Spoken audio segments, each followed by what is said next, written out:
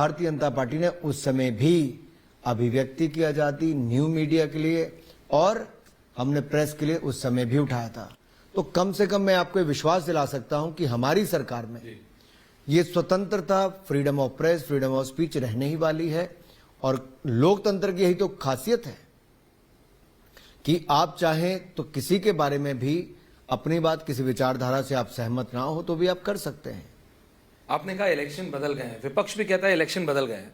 वो कहता है लेकिन इलेक्शन इसलिए बदल गए हैं, वो हर एक इंस्टीट्यूशन के ऊपर, चाहे वो इलेक्शन कमीशन हो, चाहे वो मतलब एजेंसीज हो, एजेंसीज पे आएंगे, लेकिन क्योंकि अभी इलेक्शन की बात हो रही है तो वो इलेक्शन कमीशन के ऊपर भी वो सवाल उठाते हैं। कल मैं देख रहा था पंजाब के राजा वड़िंग, वो कह रहे थे भाई इलेक्शन कमीशन के पास जाने की भी क्या जरूरत है, बीजेपी की डेलीगेशन को बुला लें, भाई सब कुछ उन्हीं का तो है। So what they are trying to say is mister minister that everyone is subservient to you. They are saying that is what has changed in elections, that all of these agencies now work for you, for the BJP I mean. What could be more unfortunate than this when a party who has been in power for more than 6 decades is leveling these kind of allegations on the constitutional authorities, on these constitutional institutions, which raises a lot of question mark whether they have already accepted the defeat before the election.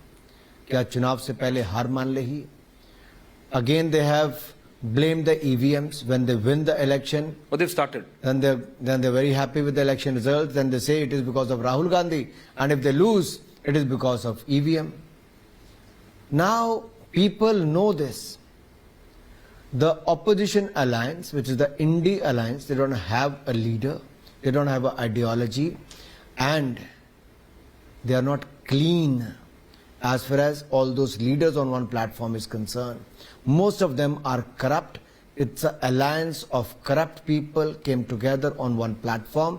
ये ठगबंधन है, भ्रष्ट लोगों को एक मंच पर आकर केवल चोर चोर मुसेरे भाई एक दूसरे के लिए आवाज उठाई। नहीं, it's an alliance of desperation, ये तो मैं आपकी मानता हूं। जब आप कहते हैं, मैं आपको उदाहरण देना चाहता हूं ऐश्वर्या जी इसके ऊपर। क्या अलायंस है आप मुझे बताइए। आपने पंजाब की बात की, आप पूछिए पंजाब के कांग्रेस के अध्यक्ष से। जब भगवंत मान पंजाब के मुख्यमंत्री पंजाब की विधानसभा में पूरी कांग्रेस को एक तरह से आरोप लगा के कहते हैं भ्रष्टाचार है, उनको नंगा करता है और कहते हैं इनके साथ हम गठबंधन नहीं कर सकते, कांग्रेस भ्रष्टाचारी है। लेकिन दिल्ली में करते हैं, आप गठबंधन कर लेते हो। तो सवाल ये खड़ा होता है कि वहां तृणमूल पार्टी आपको एक सीट नहीं देती, ना कांग्रेस को ना कम्युनिस्ट को देती है, लेकिन आप जाते हो वापस कहां पर? केरल में। राहुल गांधी जी अब उत्तर प्रदेश जहां 80 सीटें लड़ नहीं सकते, उस राज्य को छोड़कर चले गए, लेकिन वहां पर आपको सपोर्ट कौन करता है? एक ऐसे जिनके ऊपर आतंकवाद, अलगाववाद के समर्थन का आरोप लगता है, एसडीपीआई जैसी संस्थाएं आपको समर्थन करती। तो देश में आप क्या वोट लेने के लिए आओगे? क्या ऐसे संगठनों की आपको सहयोग चाहिए, समर्थन चाहिए, तब जाके आप कहीं वायनाड में जीत पाओगे? ये क्या स्थिति होगी आज कांग्रेस पार्टी की? और आम आदमी पार्टी तो वो है जिसके ऊपर खुले तौर पर आरोप लगे कि पंजाब के चुनाव से पहले जिन्होंने शराब घोटाला भी किया और ऐसी देश विरोधी ताकतों के साथ हाथ भी मिलाया जो देश की सुरक्षा की दृष्टि से अच्छा नहीं है। और एक बॉर्डर स्टेट में होता है तो आप कल्पना कीजिए, पंजाब में कभी बम धमाके करने वालों के साथ अगर इनके चित्र छपते हैं, इनकी गठबंधन की बात आती है और बाहर बैठा कोई व्यक्ति आरोप लगाता है तो party denies that. Anurag ji, तो देखिए कहा किसने? वो लोग जो इनका समर्थन करते हैं। और मुझे दूसरी बात बताइए, इनके सांसद विदेश में जाते हैं, ऐसे लोगों से मिलते हैं जो भारत विरोधी बातें करते हैं। दैट्स ऑन रिकॉर्ड, बिल्कुल करते। तो फोटो तो झूठ नहीं बोल सकती। और सपोजिटली और ऐसी क्या मजबूरी थी कि भारत विरोधियों से मिलना जरूरी था? ये एक के बाद दूसरा ये जो चेहरा बेनकाब इनका गठबंधन का हो रहा है कि चुनाव के लिए किसी भी स्तर तक गिर जाएंगे। मेरा दूसरा सवाल आपके माध्यम से विपक्ष के लिए रहेगा। अरविंद केजरीवाल जी रामलीला मैदान में एक रैली करते थे, आंदोलन करते थे और कहते थे भ्रष्ट कांग्रेस को हटाओ। फिर उन्होंने वहां पर कहा था भ्रष्टाचार के खिलाफ जंग है, इंडिया अगेंस्ट करप्शन। आज क्या है? पूरी की पूरी पार्टी भ्रष्टाचार में दबी हुई है, जिनके सहयोगी सारे भ्रष्ट हैं। कल तक कहते थे सोनिया गांधी जी को जेल में डालो, 2 दिन इंटेरोगेट करो, सब सच बाहर आएगा।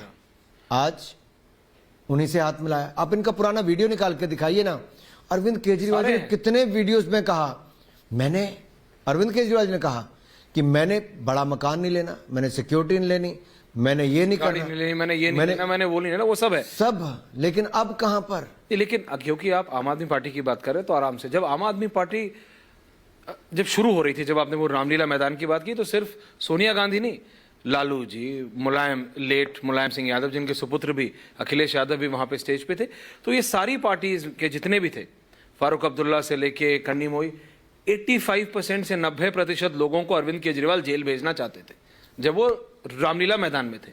और आयरनी ये है कि ये सारे लोग एक साथ इसलिए आए क्योंकि जो आदमी इनको जेल भेजना चाहता था वो आदमी खुद जेल में है।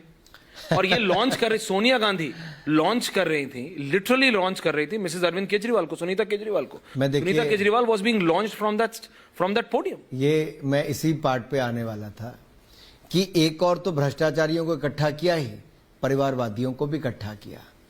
जो अरविंद केजरीवाल और इनके सांसद कभी लंबा लंबा भाषण देते थे, कश्मीर से लेके कन्याकुमारी तक गिनाते थे परिवारवादी पार्टियों को, जी। आज उनकी अपनी पार्टी में राबड़ी देवी 2.0 लॉन्च करने की बात आनी शुरू हो गई। But it's still not done. But it's still not official. क्या इनकी so they still have an alibi. They say we are not doing उनकी it. Party, Sanjay Singh is out on bail. You never know. Your fellow MP. देखिए, मैं इतना ही कहूंगा कि अब पूरी आम आदमी पार्टी में एक नेता नहीं बचा था अरविंद केजरीवाल जी का पत्र पढ़ने के लिए। Point take.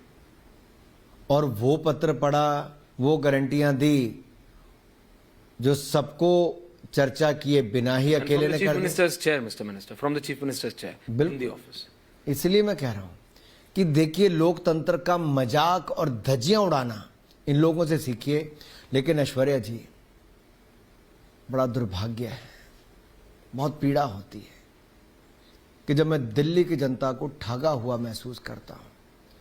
क्या क्या उनको आश्वासन दिए थे, क्या क्या बड़ी बातें की थी। आज दिल्ली की जनता अपने आप को कहां सोचती है? उन्होंने विकास के नाम पर तो ठगा ही कि स्कूल बनाएंगे, अस्पताल बनाएंगे, फलां करेंगे, कुछ नहीं किया। इसको यमुना जी को साफ करेंगे, कुछ नहीं किया। वो तो झूठे ही वादे पड़े। लेकिन जो भ्रष्टाचार मुक्त शासन देने की बात कही थी, आज कहां दबे हुए नजर आते हैं। जहां स्वराज की बात करते थे, आज वहां शराब की बात आती है। ये फर्क है। फ्री पानी से फ्री शराब तक तो पहुंच गए, लेकिन मैं आपका दुख समझता हूं, बीजेपी के दिल्ली यूनिट का तो दुख समझता हूं। नहीं, मेरा नहीं जी, दिल्ली की जनता का दुख है। नहीं, पर अगर इतना दुख होता तो 3 बार बीजेपी की